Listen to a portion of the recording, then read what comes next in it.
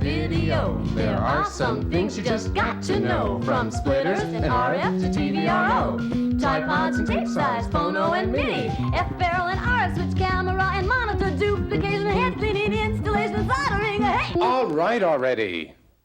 Now, just because we're back on Earth doesn't mean you have to act like a human. Now behave.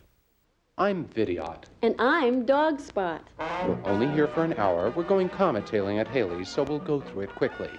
Pay attention. Sit up. Not you. Now then, where were we? Oh, yes. There are some things you need to know about video, even if you're a bonehead. Watch it, sunshine. You need to know the difference between Beta and VHS. We all know VHS is superior. Ha! That's what you think.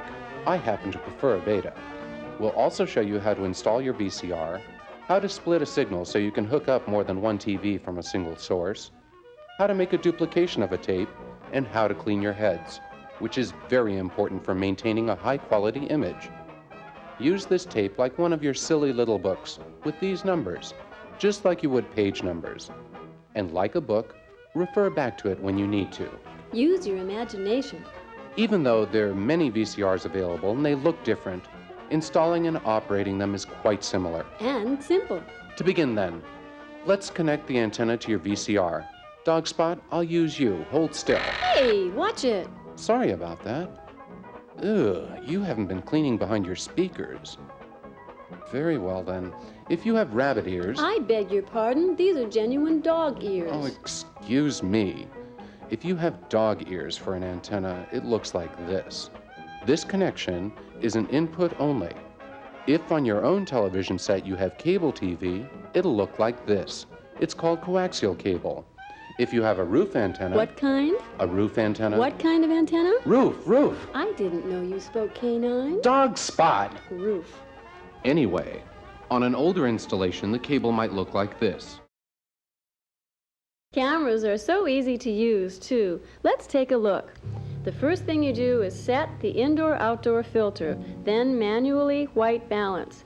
This means you will get green greens and red reds. Here's how. Zoom in on a white surface, filling the viewfinder. Jockey back and forth between red and blue until the light in the viewfinder indicates correct color. Basic cameras have optical viewfinders. This type of viewfinder won't allow you to play back the recording in the field. On more expensive models, they use an electronic viewfinder. Basically what this is a cute little TV screen built into the camera. It enables you to see what you're recording and to play back the recording. It's especially helpful in the field, eliminating the need for a TV monitor. Electronic viewfinders are black and white only. This eliminates unnecessary power drain on the battery. Color cameras use more power than black and white cameras because of associated color circuits and multi-tubes. That's easy for you to say. A microphone is built in, or you can plug in an external microphone, which will disengage the camera mic. This button controls tape motion. After you set up for the shot, press and release this button. The tape will roll. To stop tape, press and release it again. You will still see an image in the viewfinder. To focus, zoom in on the subject until it fills the screen. Rotate this focusing ring until the image is sharp. Now, anytime you zoom in and out, the image will be focused. But whenever the distance from the lens to the subject changes, refocusing will be required. Some cameras have a power zoom control. Press T for telephoto and W for wide angle. Use discretion when zooming. Don't overdo it. Some models will set the lens opening automatically, meaning it will allow the proper amount of light to enter the lens. If you want to manually set the exposure, change to manual and set to your specifications. This model doesn't seem to have one. If you open the lens too much, your picture will wash out and you could damage the tube. Insufficient light will result in a muddy image, slightly reddish and lacking detail. The camera is connected to your VCR, which holds a battery for power. It is a 12-volt nickel-cadmium or lead-acid battery. Enough emphasis cannot be placed on the importance of keeping batteries fully charged. They have memory and can remember what level of charge they are used to holding. If they can only remember half a charge, then they won't charge up beyond that. Currently, no pun intended, maximum recording time with one battery is 1 hour. Using the separate tuner timer component, a portable VCR will charge your batteries and record TV programs. By the way, when using a video camera, you have to hold it still. Sometimes you press your arm into your side, sometimes you lie on the ground, and sometimes you lash yourself to a tree. Anything to keep that camera still. Tripods are used to provide a stable platform while recording. They come in 3 styles: fluid head, the most expensive, spring-loaded, a little less expensive, and friction head tripods, which should be used only when photographing with a still camera. They are too fragile for a video camera. This is a camera's view when using a friction head. Notice while panning, the motion is uneven and jittery, likewise while tilting up and down. Spring-load tripods are a bit more expensive, but will greatly smooth out any pan and tilt motion. If your budget or enthusiasm permit you to use a fluid head, you will realize truly professional fluid motion. And I thought, how wonderful! People over on Earth have finally mastered video. Vidyot? Vidyot? What are you doing?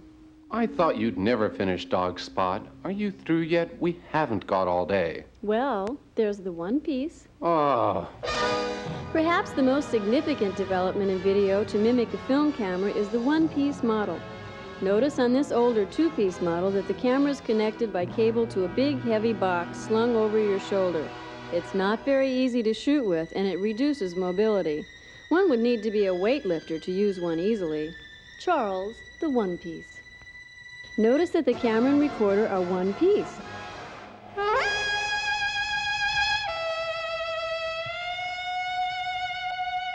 And the 20-minute tape is inserted directly into the camera.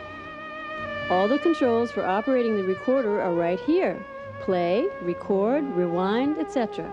This camera will plug directly into your TV set, or with a cassette adapter, it can be played on your home recorder. Better yet, connect it to your VCR and transfer the contents onto a standard Beta or VHS cassette. So now I'm getting really jazzed and can't wait to learn how to use video. Okay, Vidyot, go ahead. Vidyot! Vidyot! Oh, geez, you give this dog a millimeter and she takes a kilometer. I'll demonstrate on this VHS. It appears our little friend Dog Spot has buried my Beta like one of her common little bones. Common? See here. If you folks would like to get a little closer to your VCR, we can fire it up. Here are some things your mother should know. Videotape is videotape. Unlike film, there is no such thing as color or black and white videotape.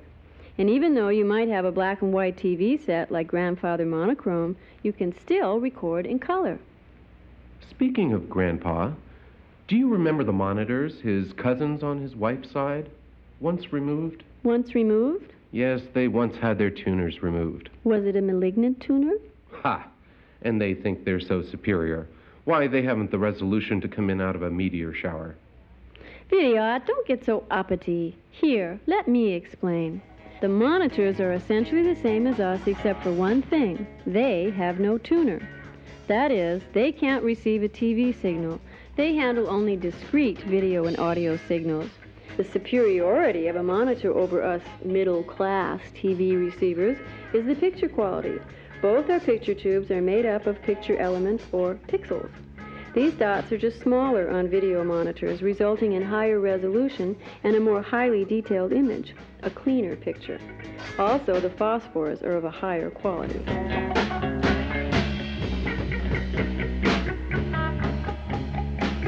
To connect your VCR to this high-resolution or high-res monitor, connect the shielded cable from the video audio out on your VCR to video audio in on the monitor. If you have one of those computing machines, it too will connect here. And who could forget those mutant widescreens? You couldn't take them anywhere. Couldn't get their heads through the door. Yes, but that was some sort of genetic experiment. Video voodoo. What was the name of that wizard? Close, wasn't it? Henry Close? Over in Cambridge? Yeah, that figures. This time a video revolution in the colonies. Yeah, You know, let's go see him. But Vidyot, I haven't got a thing to wear. I mean, New England. Relax. I have just the thing. Nice color, Dog Spot. What do you think of my shoes? Lovely, but where's your toe?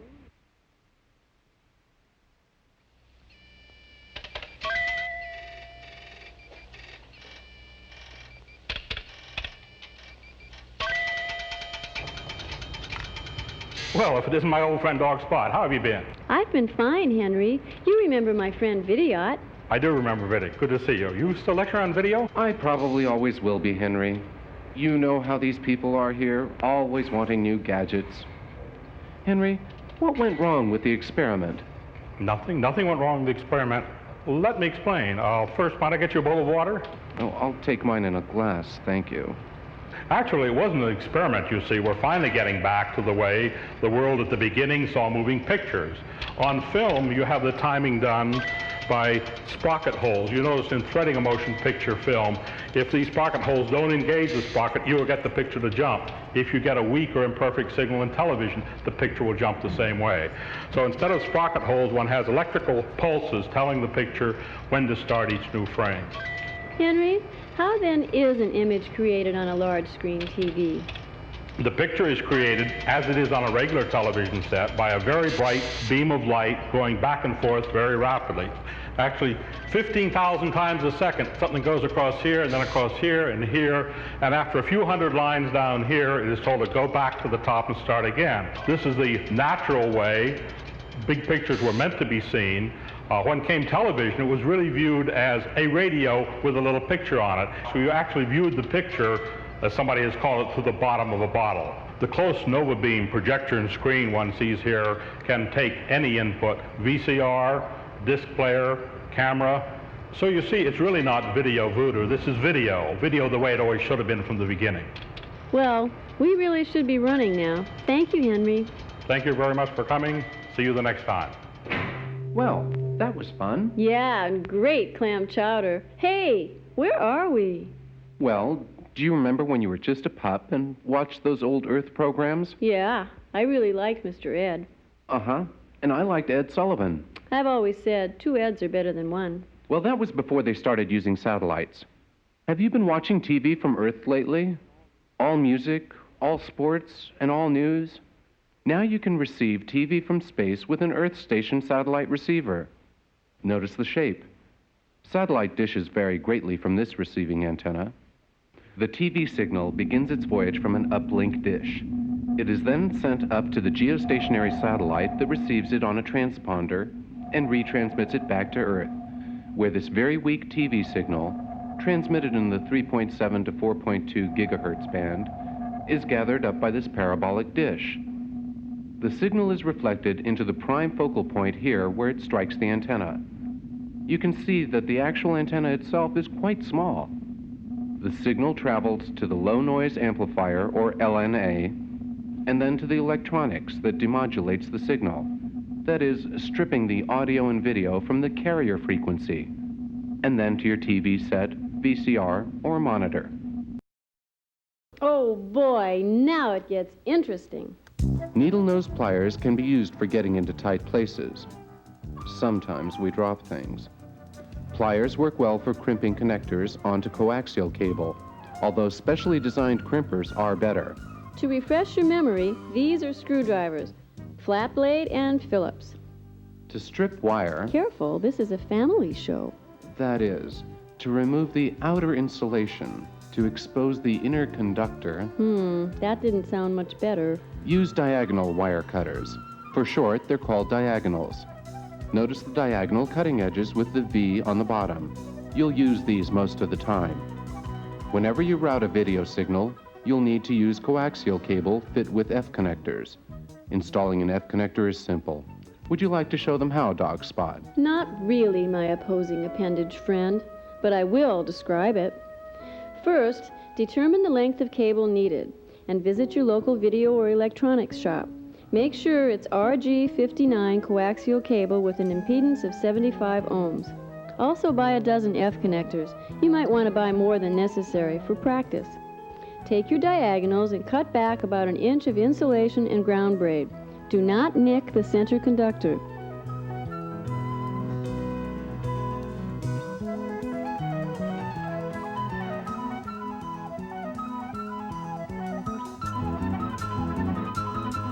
Push the F connector onto the cable so that this sleeve goes between the ground and insulator.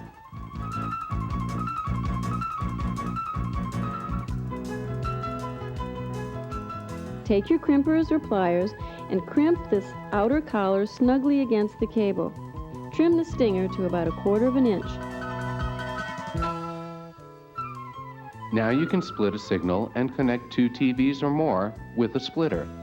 The output lead from your antenna or VCR connects to the input of a splitter.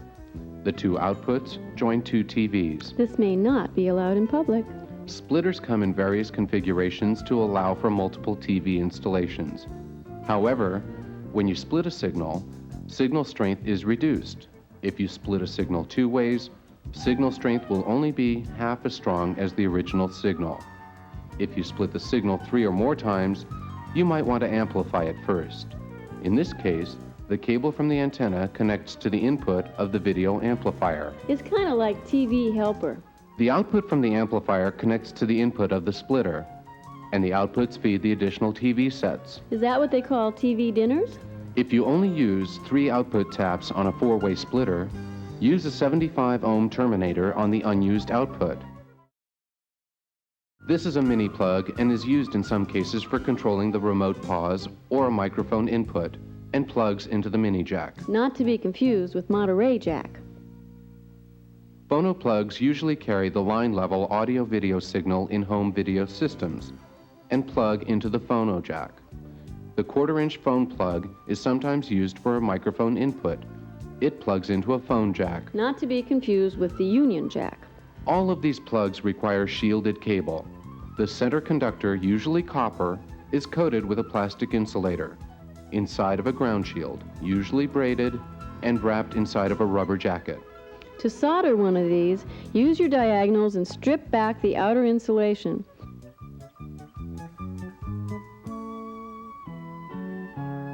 Separate the braided ground from the inner conductor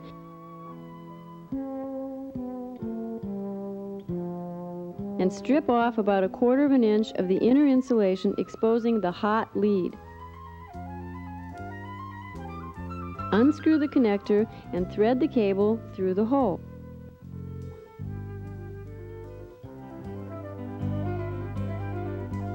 You'll need 2 hands to solder, so place the other piece in a vise or clipboard, or put it on a piece of unburnable surface and lay a weight on it.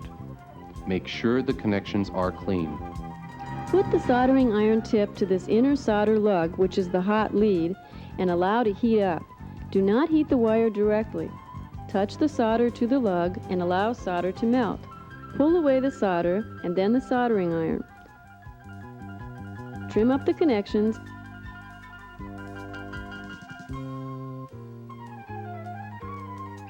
and reassemble the protective sleeve. I have found that an easy way to handle solder is to handle it. Wrap solder around a pencil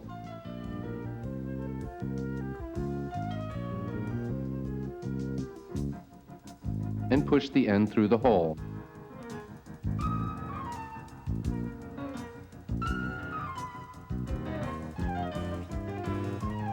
Pull out as much as you need when you need it from the handle. This is a video head. It emits and receives an electromagnetic waveform that corresponds to a video picture. It spins at 1800 RPM. This is videotape. It comes in a variety of widths: 1/2 inch, 3/4 inch, 1 inch, and 2 inch. Videotape is made of mylar, a type of plastic.